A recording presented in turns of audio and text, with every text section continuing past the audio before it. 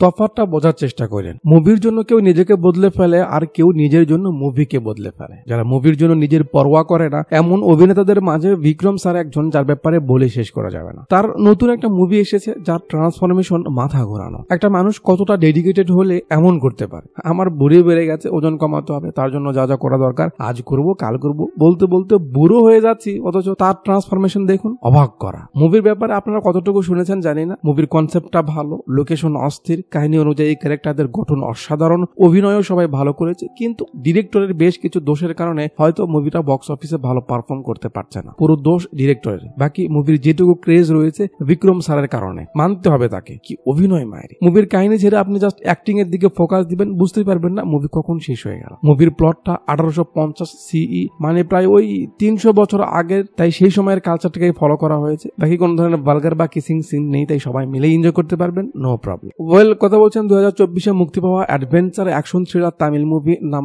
থাঙ্গালান এর ব্যাপারে। মুভির সিন শুরু হয় 1850 সিই বেঙ্গালোতে, এখন যার নাম বেঙ্গালুরু। ইনি মিস্টার ক্লাইমেন্ট, পাশে তার ছেলে। এক জমিদার ক্লাইমেন্টের বাপকে বলছে ওখানে যাওয়া যাবে না স্যার, এই পর্যন্ত যারা ওখানে স্বর্ণ উঠাতে গেছে কেউ জীবিত ফেরেনি। এক মায়াবী শক্তি ওখানে কাজ করে, আমরা কেউ ওই কাজে যেতে পারবো না, দয়া করে আমাদের এইসব কাজে টানেন না, আমরা থাকতে পারবো না বলে এসে চলে যায়। ক্যামেরা ক্লাইমেন্টকে ফোকাস করে, সে কিছু তো একটা ভাবছে, আর সিন কাট করে নিয়ে আসে উত্তর আরকোটের ভেবপুর গ্রামে। সকাল সকাল লোকজন কাজে যাচ্ছে, এখানে এন্ট্রি করায় মুভির ছোট্ট একটা ক্যারেক্টার ভারাদানের। পাশ থেকে এক দিদি বলে, কি বে নতুন বিয়ে করে বউকে নিয়ে কাজে যেতে হবে, একটু আরাম তো কর। ভারাদান বলে, দিদি তোমার তো নিজের জমি, চিন্তা নেই, আমরা সময় মতো না গেলে জমিদার সারাদিনের মজুরি কেটে নেবে, থাকো তুমি বলে সে চলে যায়। এবার এই দিদির ব্যাপারে বলি। ইনি হলেন মুভির অন্যতম আরেক ক্যারেক্টার পার্বতী থিরুভতু অর্থাৎ গঙ্গাম্মা। আসল চেহারা এমন, আর এখানে বানিয়েছে কেমন কঠিন। তো বেলা হয়েছে, সবাই কাজে গেছে, তার হাতুর বাটাল এখনো ওঠেনি, তাই চিল্লাচ্ছে। আর এখানে ঘরের মাঝে এন্ট্রি করায় মুভির বেস্ট ক্যারেক্টার, আমাদের সকলের প্রিয় চিয়ান বিক্রম স্যার অর্থাৎ থাঙ্গালান মুনির। আমরা দেখছি সে বাচ্চাদের সঙ্গে নিয়ে ঘুমাচ্ছে, বাট না,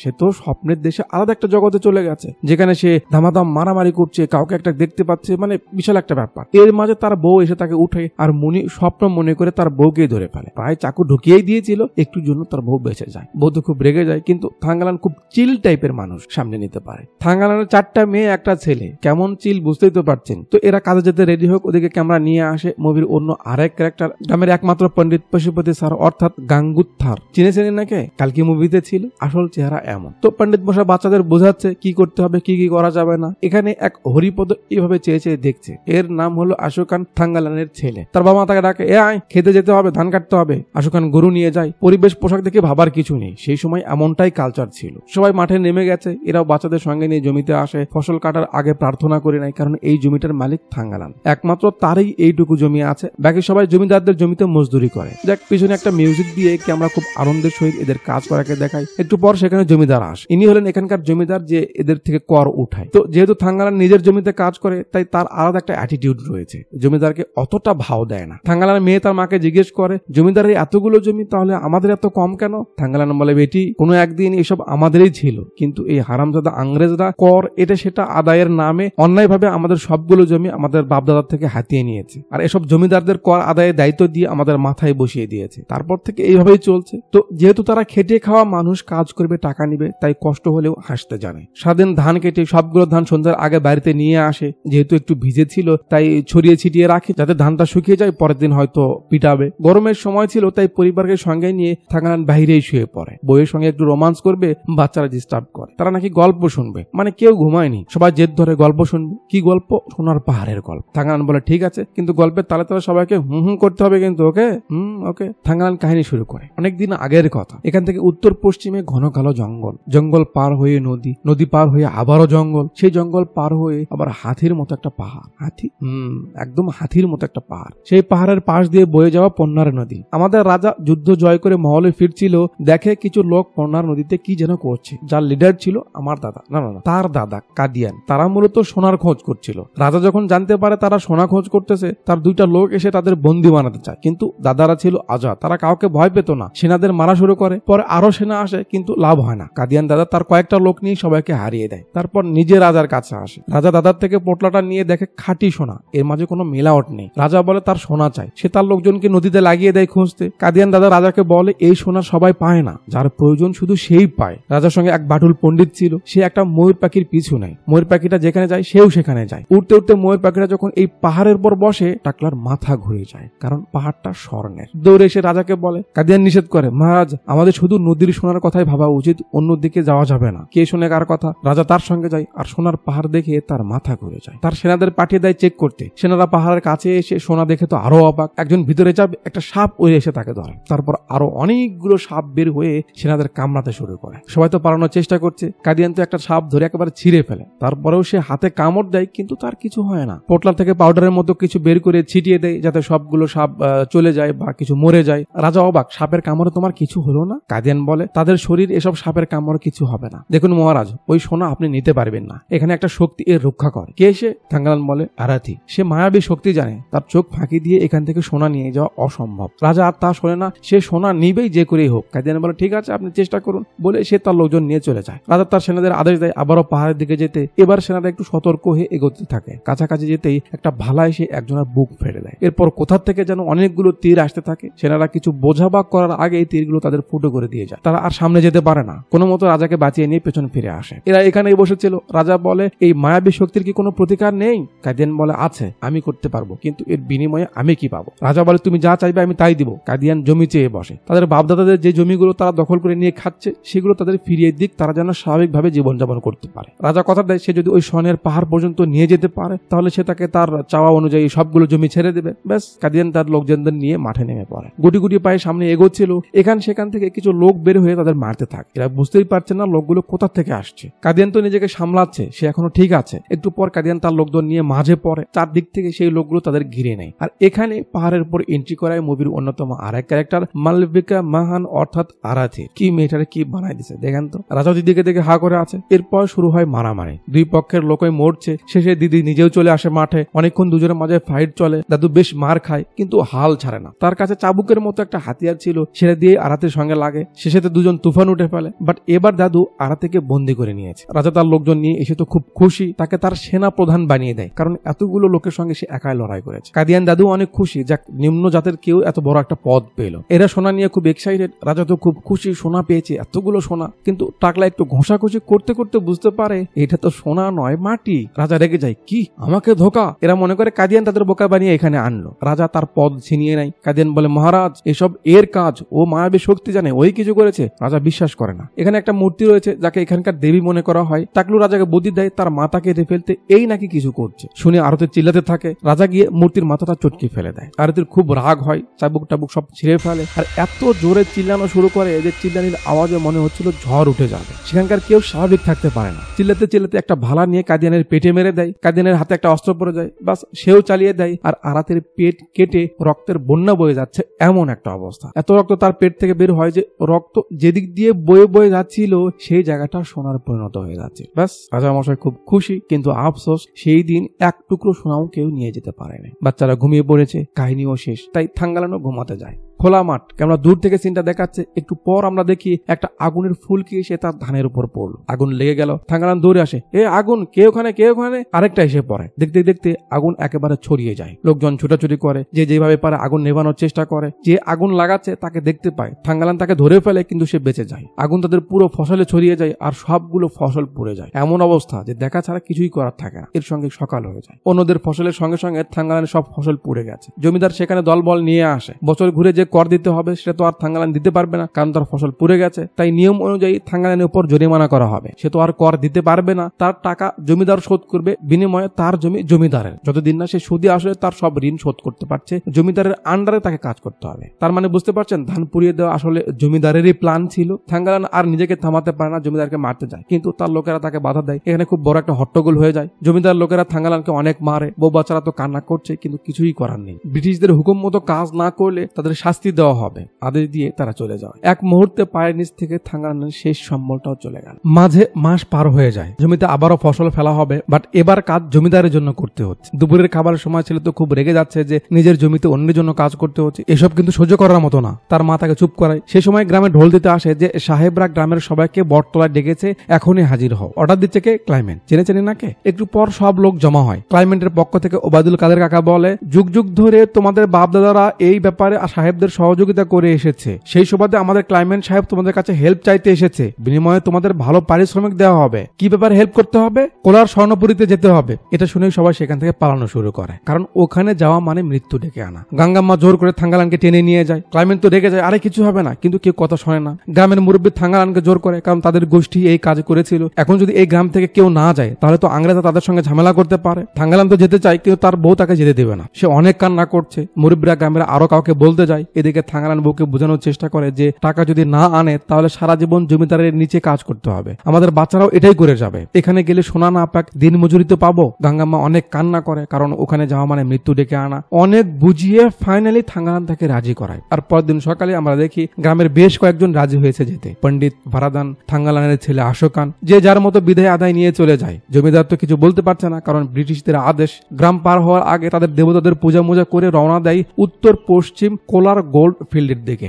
জি, কেজিএফ এর ওই সেই জায়গা। পাহাড় পেরিয়ে সরু নদী, তারপর আবার পাহাড়, পাহাড়ের চিপা দিয়ে লম্বা পথ পেরিয়ে অনেকটা দূর তারা এসে যায়। সামনে কোন দিকে যাবে ম্যাপটা দেখে নেয়। ক্লাইমেটের ছেলেও তার সঙ্গে এসেছে, আর একটা পাদ্রী টাইপের লোক। চামচা আর সামনে যাবে না, স্যারকে বলে সে চলে যায়। আকাশের অবস্থা এদিক সেদিক দেখে দুজন একসঙ্গে বলে ওঠে, ওদিকে রাস্তা। ব্যাস, সবাই আবার রওনা দেয়। উঁচু উঁচু পাহাড়, তার উপর জঙ্গল, তার ভিতর দিয়ে রাস্তা, অনেক লম্বা পথ। মাঝে থাঙ্গালান অনেক কথা বলে, বাট সেগুলো আসলে বলে বোঝানোর মতো না। ক্লিয়ার প্রিন্ট বের হইলে মুভিটা আপনারা দেখে নিন, ভালো লাগবে। অনেকটা পথ পেরিয়ে ফাইনালি একটা নদীর পারে এসে থামে। এটা পার করতে পারলে তারা মঞ্জিলে পৌঁছে যাবে। নদী পার হতে ভুরা বানাচ্ছে। ভারাদান খুব আগ্রহ নিয়ে বসে আছে, ওপার গেলেই সোনা পাওয়া যাবে। পানির গতি দেখে থাঙ্গালান বলে ওদিকে দিয়ে যেতে হবে। সবাই লাইন ধরে নদী পার হতে রওনা দেয়। নদীর ব্যাপারে তো কেউ জানে না, কখন কি হয় বোঝা যাচ্ছে না। থাঙ্গালান ভয়ে আছে, আশপাশ দেখছে সব ঠিকঠাক চলছিল। ভয়ানক একটা সাউন্ড দিয়ে ক্যামেরা পানিতে ফোকাস করলে থাঙ্গালান আর দিকে দেখতে পায়, আর ভয়ে তার অবস্থা খারাপ হয়ে যায়। তার ইফেক্ট পরে বাকি সবার উপর। থাঙ্গালান পানিতে ডুবে যায়। আরাতে থাঙ্গালানকে ধরে না কি যে হয়,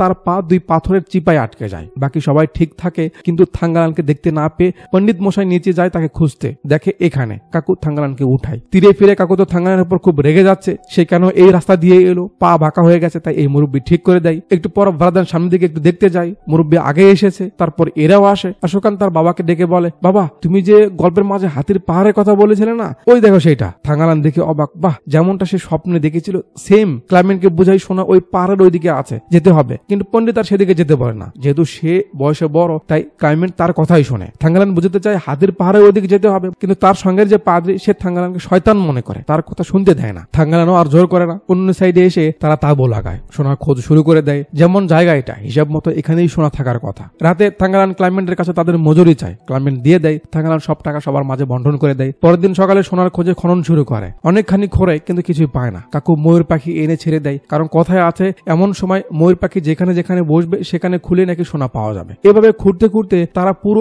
এরিয়াটা তছনছ করে ফেলে। যেখানে যে পাথর মাথর পায় সব ভেঙে ভেঙে সোনা খোঁজে, কিন্তু কিছুই পায় না। এভাবে প্রতিদিন তারা কোনো না কোনো জায়গায় খোঁজে, কোনো না কোনো জায়গায় ঘুরে বেড়ায়, কিন্তু কিছুই পায় না, কাজ হয় না। অবস্থা এখন এমন যেন মনে সন্দেহ ঢুকে গেছে সবার। থাঙ্গালান কিছু একটা ফিল করে, দেখে তার বাড়িতে আগুন লেগে গেছে। তার বউ অপেক্ষা করছে, লাফিয়ে ওঠে ঘুম থেকে, মানে স্বপ্ন দেখছিল, কিন্তু না, সত্যি তাদের তাঁবুতে আগুন লেগে গেছে। কিভাবে কেউ জানে না, অনেক সামান পুড়ে যায়। পরের দিন সবার আগে ভারাদান ভেঙে পড়ে, তার বউকে খুব মিস করতে থাকে। এমন একটা জায়গা যেখান থেকে বের হওয়ার কোনো রাস্তা নেই। খুঁজতে খুঁজতে সবাই ক্লান্ত হয়ে যাচ্ছিল। কোন দিকে যাবে, কি করবে, কোথায় খুঁজবে, কোন জায়গাতে সোনা রয়েছে কেউ কিচ্ছু আন্দাজ করতে পারছিল না, কারণ সব জায়গায় সেম। খুঁজতে খুঁজতে একটা কূপের মতো জায়গা দেখতে পায়। থাঙ্গালান সহ সবাই ভালো করে লক্ষ্য করে। পণ্ডিত বলে এটা নাকি কোনো সুড়ঙ্গ হবে। থাঙ্গালান স্বপ্নের সঙ্গে মেলানোর চেষ্টা করে বলে, আরে এমন কিছু না, এটা বিজলির আঘাতে এমনটা গর্ত হয়ে গেছে। পণ্ডিত তার কথা শোনে না। সে আর ভারাদান ভিতরে নেমে যায়। খুঁজে মুজে কোথাও কোনো সুড়ঙ্গ তো পায় না, কিন্তু ভারাদান সেই মূর্তির মাথাটা দেখতে পায়। ভয়ে উপরে উঠে আসে। মামা, থাঙ্গালান জিজ্ঞেস করে কি হয়েছে। একজনের মুন্ডি ভিতরে। এটা শুনে আশাকান নেমে যায় দেখতে, কত বড় সাহস। সে মাথাটা দেখেই বুঝতে পারে তার বাবা গল্পে যে মূর্তির ব্যাপারে বলেছিল সেটাই এটা।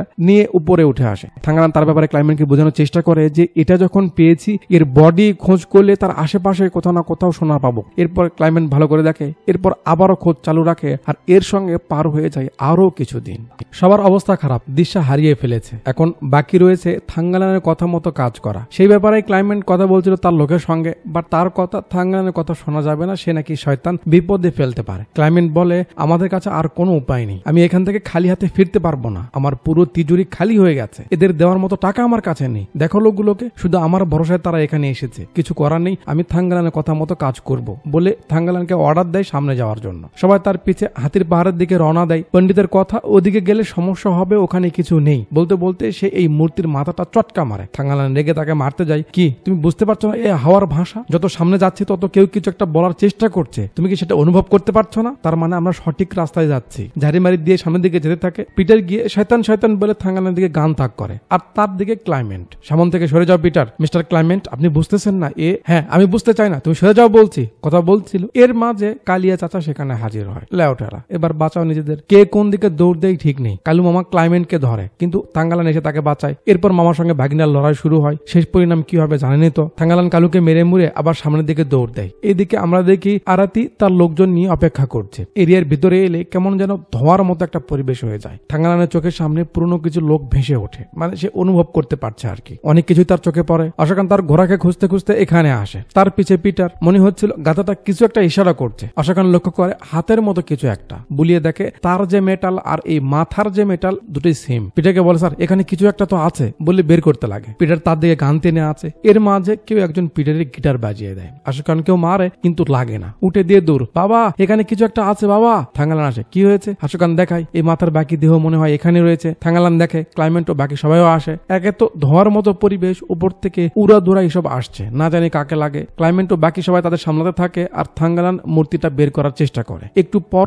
সবাই মিলে মূর্তিটা উপরে উঠায়, কিন্তু তার মাঝেই আরাতি তার লোকজন নিয়ে চলে আসে। মারামারি শুরু হয়। আরাতি নিজে থাঙ্গালানের সঙ্গে লাগে। থাঙ্গালান একবার আহত হয়, কিন্তু আবার হুঁশ ফিরে আবার লেগে পড়ে। পিঠারও জেগে উঠে মারা শুরু করে। অশোকান মাথাটা নিয়ে মূর্তির সঙ্গে লাগিয়ে দেয়, আর পরিবেশটা কখনো এমন হয় তো আবার কখনো ওই ধোঁয়ার মতো হয়ে যায়। লম্বা একটা ফাইট সিন হয় এখানে। শেষে আরাতি থাঙ্গালানকে ধরে ফেলে, কিন্তু থাঙ্গালানের হাতে গান লেগে যায়, সে তাকে মেরে দেয়। ধোঁয়া ছিল তাই জাস্ট এটা বোঝা যাচ্ছিল যে তারা আরাতিকে নিয়ে যাচ্ছে। পরিবেশ ফ্রেশ হয়ে যায়। সবাই মার খেয়ে পড়ে আছে। থাঙ্গালান এদিকে মাথা ঘুরেতেই নজর পড়ে মূর্তিটার গোড়ায় কিছু একটা চকচক করছে।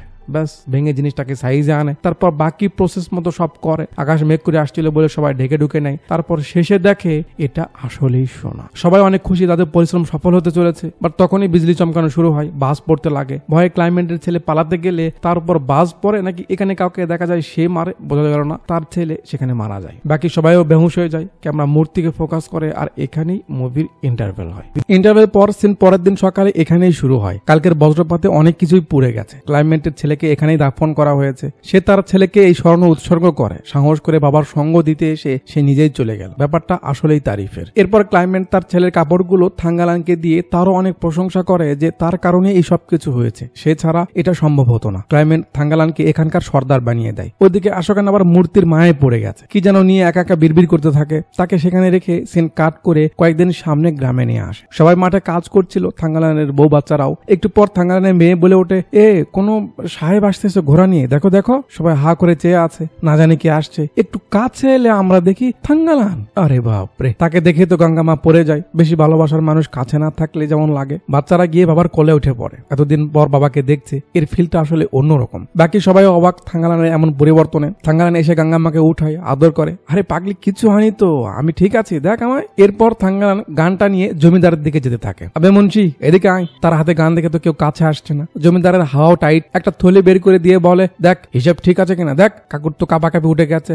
ঠিক তো আছে, কিন্তু সুদের আরো। থাঙ্গালান রেগে যায়। আবে সকাল বিকেল আমার বউ বাচ্চারা যে এখানে কাজ করছে তাদের মজুরি কে দিবে? হ্যাঁ, জমির কাগজ ফিরিয়ে দে, চল দে। ভয়ে জমিদারও কিছু বলে না। জমির কাগজপত্র নিয়ে থাঙ্গালান জমিতে এসে আবেগময়ী হয়ে যায়। মাটির মানুষ যারা, তারা এইভাবেই মাটিকে ভালোবাসে। সেখান থেকে বাড়ি এলে ভাড়াদারের বউ তার ব্যাপারে খোঁজ করে, কাকা আমার আলম কেমন আছে? থাঙ্গালান বলে, আরে সে এখন আর আগের মতো নেই, সাহসী হয়ে গেছে। তোর কথা সবসময় মনে করে, তোর কথা মনে করে তো কান্নাও করে। এভাবে আরো যারা গেছিল সবার ব্যাপারে বলে। লোকজন কৌতূহলী, সে কি করে এতটা পরিবর্তন হলো, ব্যাপার কি? তখন থাঙ্গালান সবাইকে বুঝাই, এখানে থেকে কিচ্ছু হবে না। জীবনের উন্নতি করতে চাইলে টাকা লাগবে, নয়তো এই জমিদার তাদের পায়ের তলে পিছিয়ে মারবে। এটা সেটা আর অনেক কথা। এসব কথার মূল কারণ কি? থাঙ্গালান গ্রামের সবাইকে সোনা উঠানোর কাজে নিয়ে যেতে চায়। এজন্য হাজারটা বুঝিয়ে সবাইকে তার সঙ্গে যেতে ইনফ্লুয়েন্স করছে। মুরব্বী বলে, সব তো ঠিক আছে থাঙ্গালান, কিন্তু জমিদার কি রাজি হবে আমাদের যেতে দিবে? থাঙ্গালান বলে, শুধু ও কেন, ওর বাপও রাজি হবে, কারণ ব্রিটিশরা সেই কাগজ আমাকে দিয়েই পাঠিয়েছে। ব্যাস, সমস্যার সমাধান। এরপর সে যে খাবার এনেছিল সেগুলো সবার মাঝে বিলিয়ে দেয়।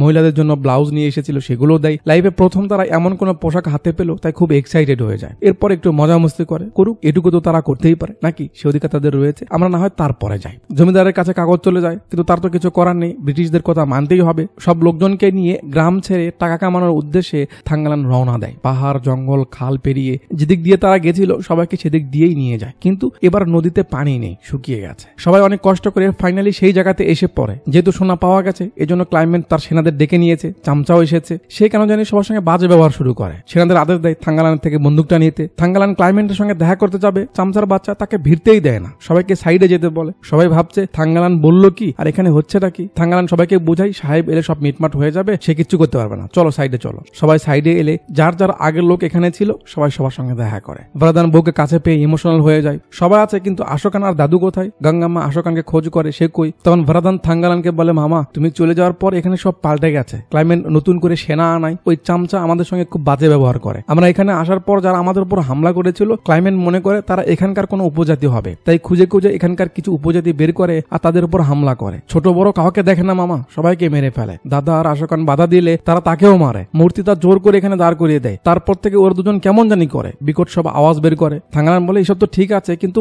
তারা কই? ওইখানে বেঁধে রাখা হয়েছে। দৌড়াদৌড়ি করে এসে দেখে খুব বাজে অবস্থা। বাপ মা তো কষ্ট লাগবেই, কিন্তু এই চামচা তাদের কাছে আসতে দেয় না, তাদের সঙ্গে বাজে আচরণ করতে থাকে। সেনাদের বলে ওর গা থেকে আগে সাহেবদের পোশাকটা ছিঁড়ে ফেলতো। সবাই টেনে টুনে আগে থাঙ্গালানের ড্রেস ছিঁড়ে ফেলে। ব্যাপারটা খুবই খারাপ লাগে। থাঙ্গালানের সঙ্গে হাতাহাতি হচ্ছিল, ক্লাইমেট এসে যায়। থাঙ্গালান তাকে ধরে, স্যার এসব কি হচ্ছে? ছেঁড়া পোশাক পরে তার যে ক্লাইমেটের কাছে যাওয়ার স্টাইল, উফ একদম ন্যাচারাল, এর থেকে ভালো অ্যাক্টিং আর কি হতে পারে? তার ছেলেকে এভাবে কেন বেঁধে রেখেছে? তার কথা মতো সে লোকদের আনতে গেছে, আর এখানে কি হচ্ছে এসব? ক্লাইমেট আশোকানকে ছেড়ে দিতে বলে। চামচা কথা বাড়াতে চায়, ক্লাইমেট রেগে যায় তার উপর। সে বাচ্চা একটা ছেলে, তার সঙ্গে এমনটা কেন করেছো? চামচাকে অনেক ঝাড়ে। এটাই তো সমস্যা, নেতা যদি ঢোস পাত হয়, চামচা হয় ফুসকি পাত, যার গন্ধ সব সময় নাকের বদনা ছিদ্র করে দেয়। যাই হোক, ক্লাইমেট থাঙ্গালানের কাছে সরি বলে, সবাইকে ভরসা দেয় সে তাদের পাশে থাকবে, তাদেরকে মজদুরিও দিবে, তারা যদি তার কাজে হেল্প করে তাহলে স্বর্ণের ভাগও দিবে, তারা ইতিহাস লিখতে যাচ্ছে, এমন আরো অনেক কথা বলে সবাইকে মোটিভেট করে। কাল থেকে কাজ শুরু করতে হবে, তো তোমরা গিয়ে একটু আরাম করো। এবার সবাই থাঙ্গালানের পাওয়ার বুঝতে পেরেছে। যার যার জায়গা মতো সে তাবু বানিয়ে নেয়। রাতে থাঙ্গালান তার ছিঁড়ে যাওয়া সেই পোশাকটা নিয়ে বসে পড়ে সেলাই করতে। গঙ্গাম্মা নিষেধ করে, কি আছে ওতে? না, সে আবার ওটাকে সাইজ করবে। ঠিক আছে করো। আশোকান পাশেই ছিল, তার মাঝে পরিবর্তন আসে। ভিন্ন কণ্ঠে সে থাঙ্গালানকে বলতে থাকে, এখান থেকে চলে যা, যদি বাঁচতে চাস চলে যা। এভাবে বলতে বলতে আবার আগের মতো হয়ে যায়, ওই একা একা বিড়বিড় করতে থাকে। থাঙ্গালান হয়তো কিছু একটা অনুভব করে কিন্তু অতটা গুরুত্ব দেয় না। পরের দিন সকালে সবাই কাজে আসে। এত জনবল যদি একসঙ্গে কাজে লাগে সোনার তো বন্যা বয়ে যাবে ভেবে ক্লাইমেট খুব খুশি হচ্ছে। হাতুর বাটাল নিয়ে সবাই কাজে নেমে পড়ে। পাহাড় খোঁড়ে আর যে পাথর বা এরকম কোনো জিনিস পায় সেগুলো জমা করে, আবার সেগুলো ভেঙে গুঁড়ো করে, তারপর প্রসেস মতো ক্লাইমেটের কাছে আসে। সে চেক করে দেখে এসবের মধ্যে সোনা আছে কিনা। কাজ করতে করতে দুপুর হয়ে যায়, তাই সবাইকে ভরপুর খাবার দেওয়া হয়। তারপর সন্ধ্যাবেলায় সবার নাম সাইন নিয়ে বিলও দেওয়া হয়। এর আগে তারা এত টাকা দিয়ে কাজ করেনি, তাই হাতে কাঁচা টাকা পেয়ে সবাই অনেক খুশি। রাতে থাঙ্গালান আবার তার শার্ট শিলাতে বসে পড়ে। আর তার পাশে এসে বলে, এসব বন্ধ কর, নয়তো খুব খারাপ হবে আরান। তুই এসব কেন করছিস? তুই কি বলে গেছিস সবকিছু? থাঙ্গালান অবাক, সে তাকে আরান কেন বলছে আর সে বা তাকেই কেন দেখা দিচ্ছে। তার দিকে মনোযোগ দিতে গিয়ে হাতে সুই লেগে যায়। গঙ্গাম্মা আসে, জানতে চায় সমস্যাটা কি। সে একা একা কার সঙ্গে কথা বলছে। থাঙ্গালান বলে সে আড়া থেকে দেখছে। বউ বিশ্বাস করতে চায় না। সে বলে এটা জাস্ট একটা কাহিনী। থাঙ্গালান বলে আরে সে নিজের হাতে তাকে গুলি করেছিল। যাক, রাত ঝগড়াঝাড়িতেই পার হয়। পরের দিন আবার সেম ভাবে কাজে নেমে পড়ে। বিভিন্ন রকম পাথর পায়, কিন্তু ক্লাইমেট টেস্ট করে দেখে সেগুলোর মাঝে একটাও সোনা নেই, শুধু তামা বা ওই রকম কিছু ধাতু। ওপর থেকে লোক এসেছিল সেটাই জানতে যে কি চলছে এখানে। তারা দেখলো এখানে আসলে সোনা টোনা কিছুই নেই। পরের দিন আবার সবাই কাজে লাগে। ক্লাইমেটের লোক পাহারা দিচ্ছে। একটু পর তার কানে কিছু একটা আওয়াজ আসে। সে দেখার জন্য তার ঠিক পিছে অনেক বড় একটা পাথরের চিপায় একটু জঙ্গলের মতো জায়গা, সেখান থেকে আওয়াজটা আসছিল। যায়, ধুম করে একটা সাপ মাথা বের করে। কেমনটা লাগবে? সাপ তাকে ভয় দেখালো বলে সে পাথর মারে। তারপর আবার দেখতে যায় মরলো কিনা। বাট এবার সাপ কাকু আর ছাড়ে না, সারার পায়ে চুমু দিয়ে দেয়। ও ভাগো, ও ভাগো, গেল গো। থাঙ্গালান দৌড়ে এসে সাপটাকে মেরে ফেলে। তারপর তাকে নিয়ে সবাই বিজি হয়ে যায়। এর মাঝে আমরা দেখি ওই সেম আগের বারের মতো আবারও অনেকগুলো সাপ বের হয়ে আসলো। গঙ্গাম্মা দেখতে পেয়ে সবাইকে বলে, আর শুরু হয় ছোটাছুটি। সাপও বের হয়েছে অনেকগুলো। কে কাকে মারছে, কে মরছে কিছু বোঝা যাচ্ছে না। গঙ্গাম্মা নিজেকে সামলাবে নাকি বাচ্চাদের সামলাবে, নাকি তার পাগল ছেলেকে যে ঝিম ধরে সব সময় কি জানে বলতে থাকে। একটা সাপ তাদের দিকে আসছে। থাঙ্গালান সাপ মারতে আসে, কিন্তু আরাতি মাঝ পথে বাধা দেয়, যাতে চটকে এসে থাঙ্গালানের চাকু দিয়ে সাপটা মাঝ বরাবর কেটে যায় আর মাথাটা গিয়ে তার মেয়ের হাতে কামড়ে ধরে। গঙ্গাম্মা সাপটাকে হাত থেকে ছাড়ানোর চেষ্টা করে, পারছে না। একটু পর চটকে ফেলে, বাট ততক্ষণে অনেক দেরি হয়ে গেছে। থাঙ্গালান বিষ নামানোর চেষ্টা তো করে, কিন্তু কাজ হয় না। তার মেয়েটা সেখানেই মারা যায়। গঙ্গাম্মা তো কান্না করেই যাচ্ছে। থাঙ্গালানের যেন চারপাশটা অন্ধকার হয়ে গেল। সে নীরব হয়ে যায়। গঙ্গাম্মা তাকে দোষারোপ করে যে তার জন্যই সবকিছু হয়েছে। থাঙ্গালান কান্না ছাড়া সেখানে আর কিছুই করতে পারে না, কিছু বলতেও পারে না। পুরো পরিবেশ ঘোলাটে হয়ে যায়। সন্ধ্যায় বাচ্চাকে কবর দিয়ে দেয়। গঙ্গাম্মা চুপ হয়ে গেছে। বাচ্চা তো, কষ্ট তো লাগবেই। পরের দিন সবাই সবাই ভয়ে আর কাজে যায় না, শোক পালন করে। সবার মন খারাপ, কারণ তাদের যে সাহস দিয়ে এখানে সঙ্গে এনেছে তারই তো সময়টা খারাপ যাচ্ছে। ক্লাইমেট বুঝতে পারছে তাদের অবস্থা। সে সামনের ওই পাহাড় যেখান থেকে সাপগুলো বের হয়ে আসলো সেটার দিকে খুব মনোযোগ দিয়ে দেখতে থাকে। তারপর সবাইকে বলে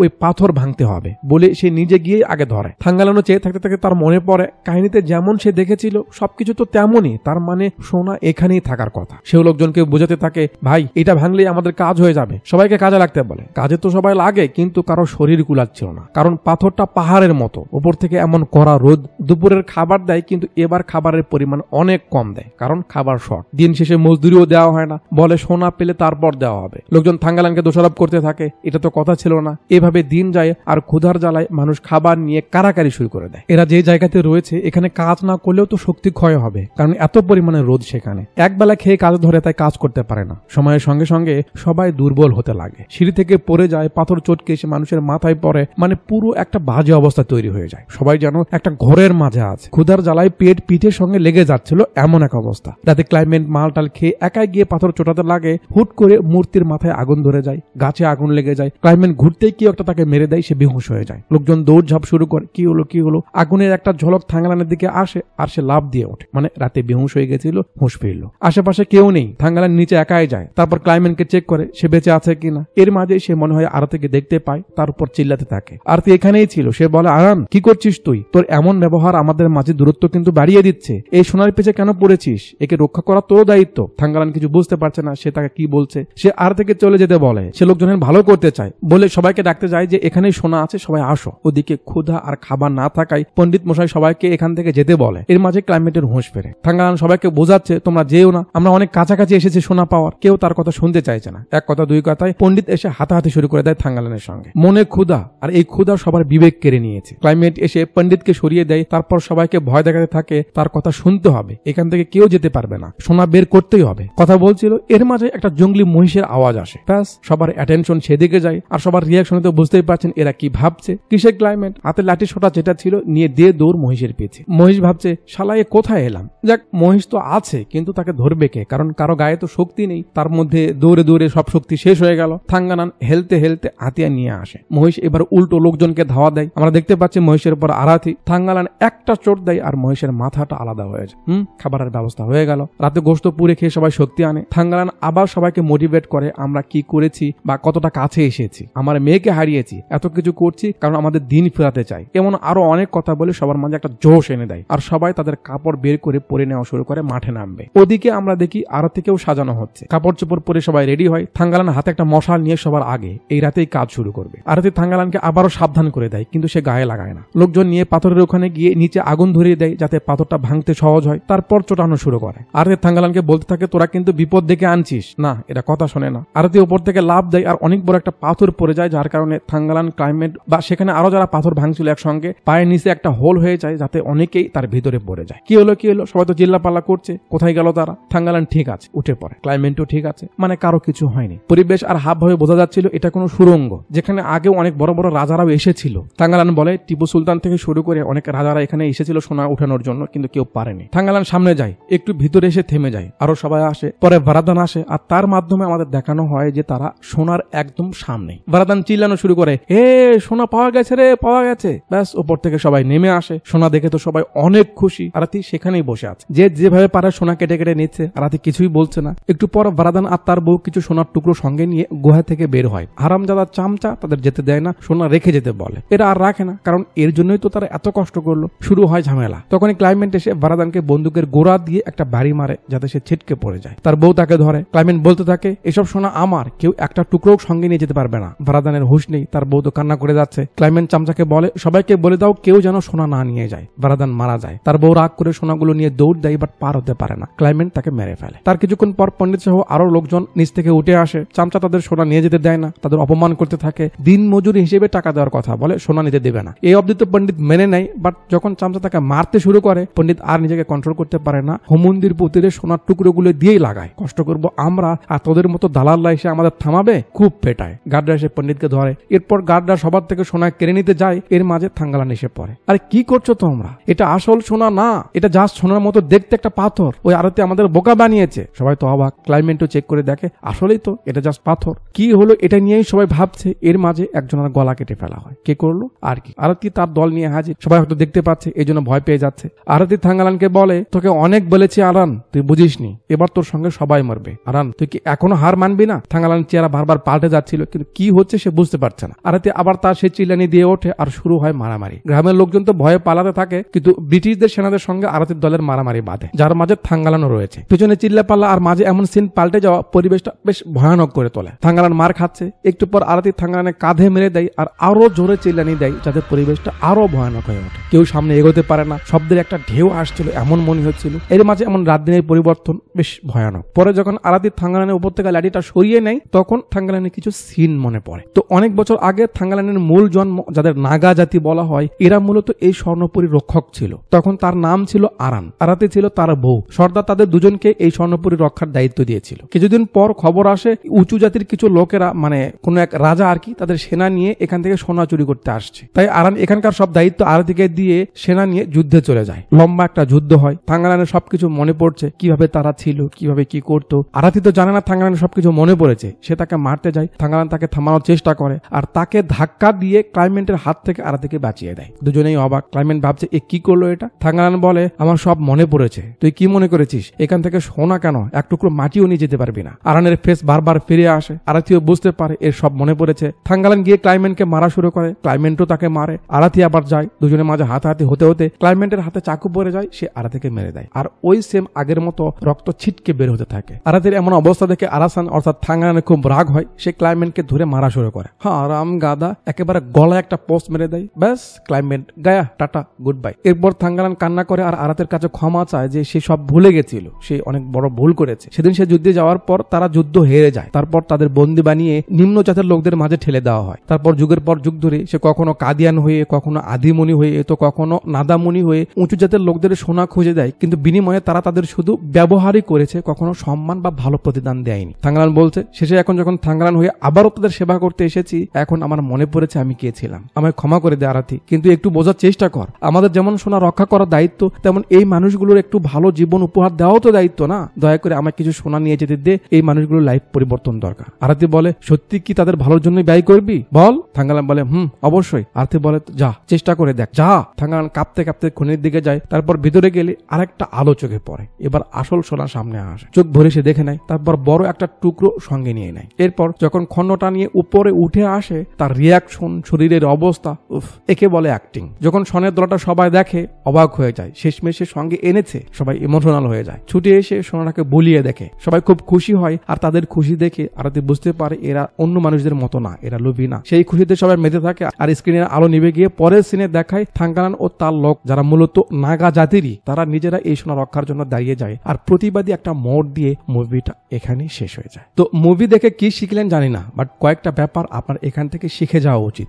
কি? Passion, dedication, profession. যদি আপনার মনে হয় লাইফটা নিয়ে সিরিয়াস হবেন, তাহলে আগে আপনার ভালো লাগা বা ফিউচার প্ল্যানকে প্যাশন বানিয়ে নিন। তারপর সেই প্ল্যান সাকসেস করতে ভিতরে ডেডিকেশন আনুন। এতটা হার্ড ওয়ার্ক করুন যেমন প্রেমিক প্রেমিকার জন্য কোনো আশিক ফানা হয়ে যায়, পাগল হয়ে যায়, এমন কাজটা যেন প্রফেশনাল হয়। বিক্রম স্যারের অবস্থা দেখেছেন? কতটা প্যাশনেট হলে একটা মানুষ ক্যারেক্টারকে ফুটে তুলতে নিজেকে এতটা পরিবর্তন করতে পারে। মনে রাখবেন, যদি আপনার প্যাশন, ডেডিকেশন প্রফেশনালি হয়, তবে এটার আউটপুট আপনার কল্পনার বাইরে একটা অবস্থা এনে দিবে। কাজ সেটা করুন যার প্রতি আপনি প্যাশনেট হতে পারবেন। ফুল ডেডিকেশন দিয়ে যেই কাজটা করতে পারবেন, যতদিন না আউটপুট প্রফেশনাল হয়েছে, ব্যাস এতটুকুই দরকার। জীবনের একটা চান্স, আপনাকে থামানোর মতো শক্তি এই পৃথিবীতে আর কারোর নেই। আচ্ছা, তো যাওয়ার আগে কমেন্ট বক্সে একটু ঝাড়ফুঁক দিয়ে যান। আর যদি এখনো সাবস্ক্রাইব না করে থাকেন, তাহলে একটু করে দিন, আমরা অনেক পিছিয়ে পড়ে আছি। আর ভিডিও ডিসক্রিপশনে আমার ফেসবুক পেজের লিঙ্ক রয়েছে, সেখানে গিয়ে একটু ফলো করে দিন। আর উপরে যে হকারি করা হয়েছে সেটা নিয়ে সিরিয়াস হওয়ার দরকার নেই, ওদিকে যাওয়ার কোনো প্রয়োজন নেই। আপনি জাস্ট এনজয় করুন, ঠিক আছে? এতক্ষণ পর্যন্ত আমার সঙ্গে থাকার জন্য আপনাদের সবাইকে অনেক অনেক ধন্যবাদ।